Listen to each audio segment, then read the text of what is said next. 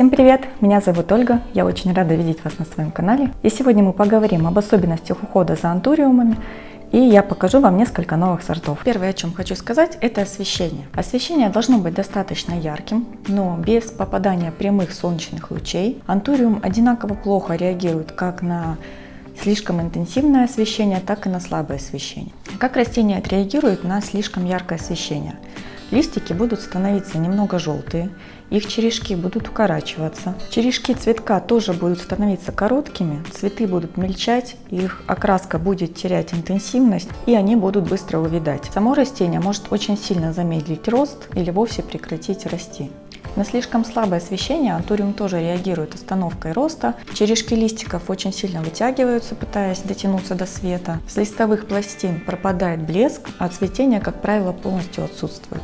Важно не путать мельчание цветов из-за интенсивности освещения с особенностью сорта растения или его возраста. Вот здесь у меня стоит сорт антуриума, который называется антуриум зизу.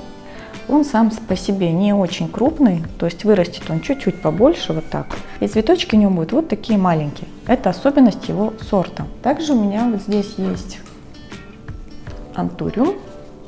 У него будут большие цветы, когда он вырастет. Но сейчас он сам по себе маленький еще. Я вот только этой весной вот садила детку. И поэтому цветочки у него довольно-таки не крупные. Если же ваше растение уже цвело крупными цветками, и вдруг вы его переставили куда-то, и цветы стали мельчать, тогда уже стоит задуматься о том, что, возможно, одна из причин – это слишком интенсивное освещение. По поводу дополнительной подсветки. Антуриуму, чтобы цвести, необходим световой день длиной 10-12 часов. Летом вполне достаточно светового дня. Зимой, конечно, необходима подсветка, если мы хотим, чтобы антуриум цвел. Совсем не обязательно приобретать именно фитолампу. Например, ваше растение стоит в офисе, где горят лампы дневного света в течение 10 часов, то антуриуму этого будет достаточно, никакая фитолампа не нужна. Если растение находится в квартире, где освещение гораздо слабее, либо его нет вообще, потому что мы часто находимся не дома, то тогда досветка растений фитолампами, конечно, нужна. С другой стороны, эти лампы можно не покупать, дать растению отдохнуть, оно просто уйдет на покой. Как только световой день начнет увеличиваться, растение начнет набирать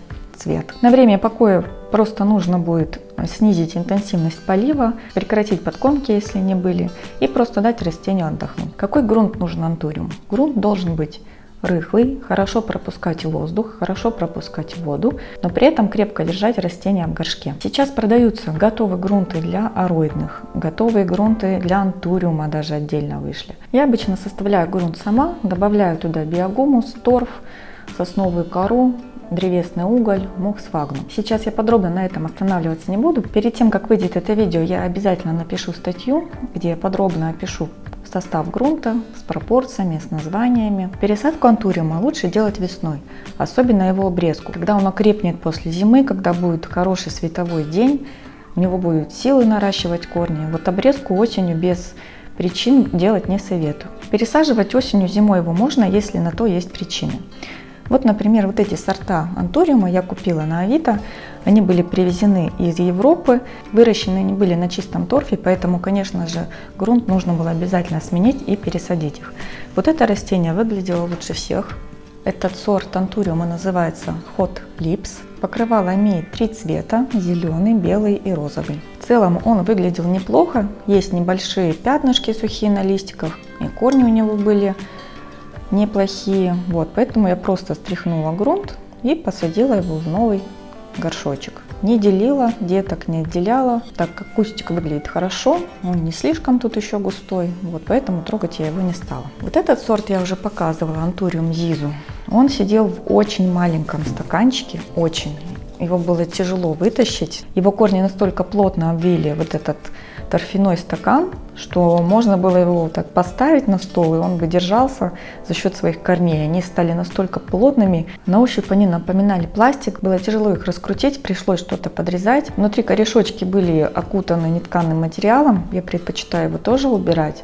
Вот. Но в целом растение выглядит тоже неплохо. Кустик мне пришлось разделить пополам, чтобы вытащить все эти тряпочки из него, иначе по-другому бы не получилось. Но посадила я назад все вместе, чтобы сохранить пышность кустика. Следующий сорт – это антуриум кавалли. Я его купила не цветущим. Тоже корни были неплохие, но вот листья не в очень хорошем состоянии. Видно, что их тут обрезали, что они сохли, были черные кончики и края. И вот практически из каждого листика вырезан какой-то кусочек, потому что он был поврежден. Поэтому, видя растение в таком состоянии, что его листики очень сильно портятся, естественно, хочется поменять ему грунт и пересадить. Еще один сорт, вот такой беленький, белый чемпион. Вот здесь еще более плачевное состояние растения, то есть листья и сохнут, и желтенькие. И некоторые цветы были немного видоизменены, то есть у них либо вообще отсутствовало покрывало, либо оно было деформировано. Листики эти уже, конечно, также и останутся. Естественно, по мере того, как будут нарастать новые здоровые листики, я эти буду удалять. Ну и последний сорт антуриума, который у меня сегодня здесь присутствует, это антуриум Black Love. Очень давно его хотела. Вот, мне его продали в 2 горшочках, точнее один отдали просто так, в нем там 2 листа торчало, во втором горшочке антуриум вот цвел одним цветком. Вот он. Здесь тоже состояние печальное, потому что листики сохнут, они чернеют, вот их обрезали, они продолжают. Вот я пересадила, буду ждать новых листиков.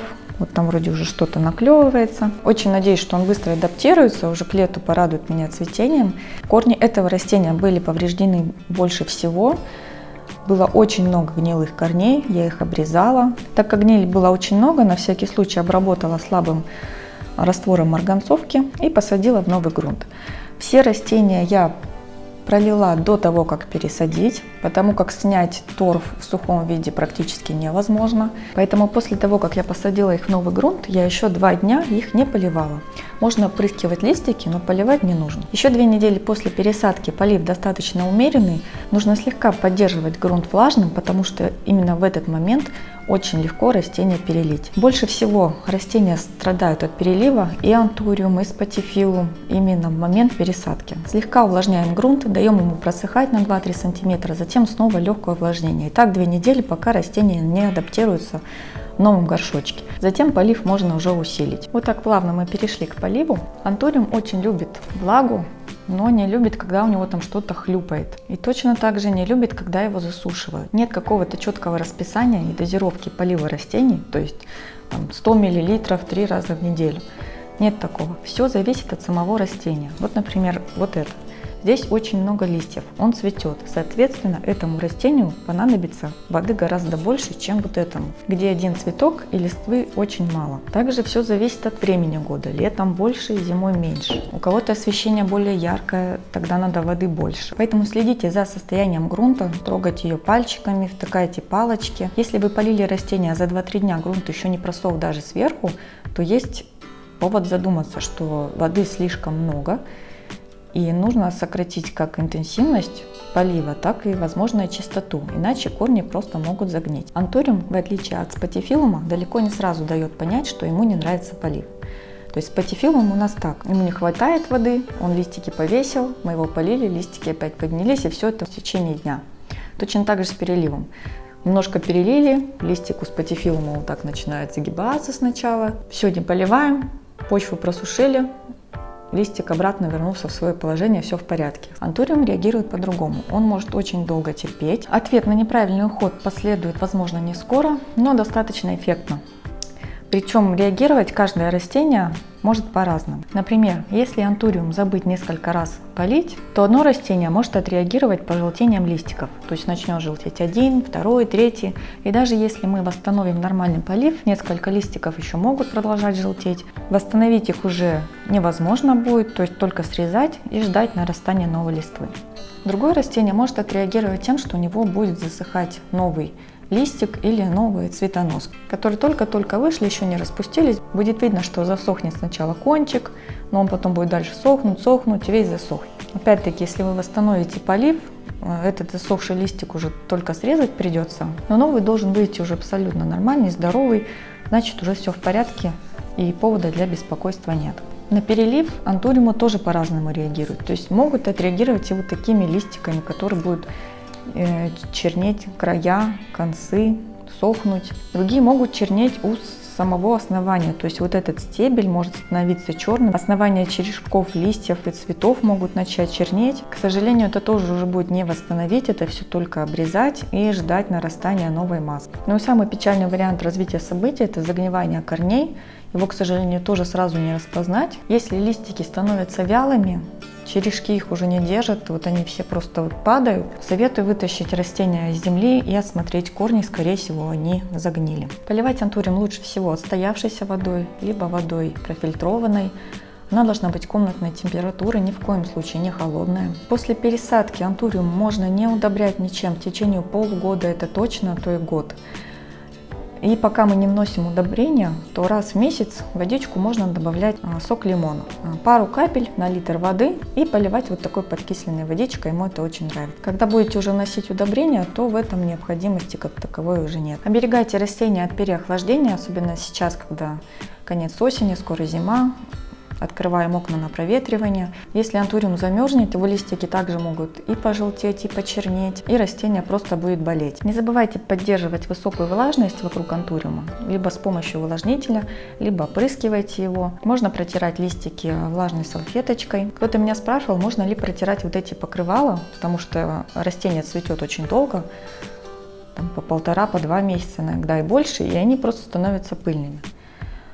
Я протираю, я беру просто ватный диск влажный и аккуратно, так же как и листики, протираю. Если это растение появилось у вас впервые, очень рекомендую взять книжечку или открыть какой-то сайт в интернете и посмотреть правила ухода за этим растением. Какой ему нужен грунт, температура, когда пересаживать, когда цветет, какие могут быть болезни. Это все вот здесь описано. Зная правила ухода за конкретным растением, можно избежать многих ошибок. Если видео было вам полезным, поддержите его пальчиком вверх, поставьте лайк. А я прощаюсь с вами и до новых встреч!